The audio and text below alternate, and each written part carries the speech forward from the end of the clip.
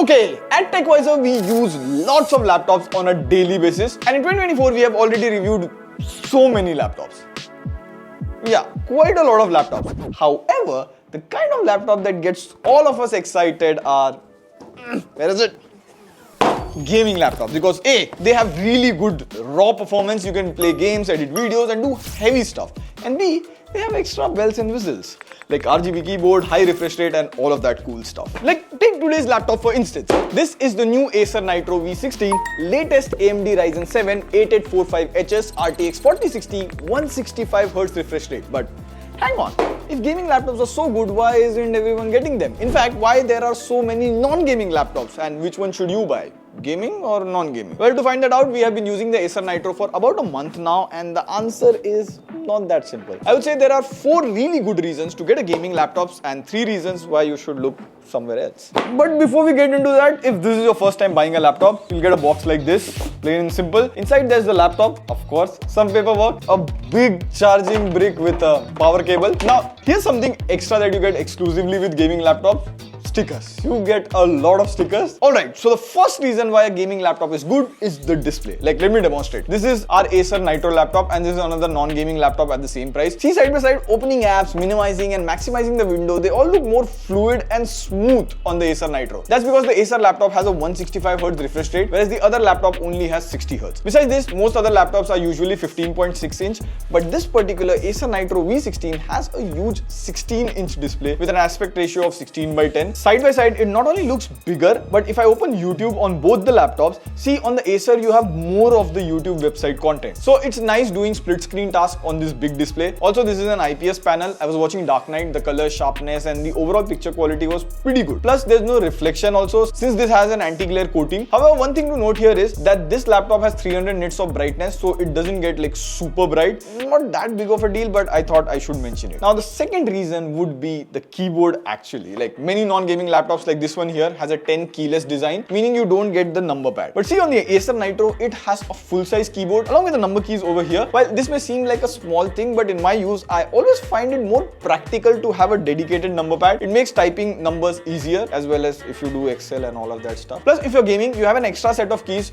to customize, like flight simulator, anyone. Now, if I talk about this particular laptop, I would say the typing experience on this has been pretty good. The key travel and all are nice. Also, this is a backlit key. So see, even in the dark, the keyboard is visible. Now, usually gaming laptops don't have that large of a trackpad because you would generally end up using a mouse. But here it's good. You get all the gestures, pretty standard stuff. That being said, my only nitpick here would be the color of the backlight. See, it is just orange and you're stuck with this color, which is strange. An RGB keyboard would have been better. Besides this, you get most of the necessary ports with this Acer Nitro laptop. On the left, you have a headphone jack, USB 3.2 port. On the right, again, you have another USB 3.2 port. And here's my favorite. At the back, you have a Type-C, USB 4 port, HDMI 2.1 and the power connector. Like, I was expecting an SD card slot too, but considering this laptop is targeted only at gamers, it's okay. Now, the third and the main reason to consider the gaming laptop is the raw gaming performance. The Acer Nitro V16 comes with the Ryzen 7 8845HS CPU. It's a 4nm chip with 8 cores, 16 thread, and it's based on the Zen 4 architecture. In simple words, this is the latest offering from AMD. Now, we ran the Cinebench R23 on it. In multi-core, it scored slightly more than 14,000. Just to give you a perspective, at the same price, the Intel Core Ultra 7 155H scores somewhere around 10,000. But benchmarks are benchmarks. What about real life performance? Well, in my testing, I used Photoshop to create thumbnails and all of that, and performance here was fine. Adding layers, color grading, there was no lag or anything. Then again, moving on to video editing. See, I'll open this project file on Premiere Pro, like importing videos, adding effects, scrubbing through the timeline, there are zero issues, and it even rendered this file quickly. Plus, this laptop also has some AI features, like you get the dedicated Copilot key, and I've been using it to do my research. So overall, the performance of this laptop is pretty good. Now, this is a gaming laptop, and I played 3 games. First is Forza Horizon 5. At 1080p high settings with DLSS, frame rate is pretty good. Even in Cyberpunk, again 1080p high settings with DLSS, you get good FPS. I even enabled ray tracing, it gave playable FPS. So moving on to Hellblade 2, which is quite a demanding game, it ran pretty well. So overall gaming experience is good. However, there is a twist. This comes with RTX 4060 with 8GB of VRAM, which is nice. But the TGP here is clocked to 85 watts. Generally, RTX 4060 can go up to 140 watts. So in simple words,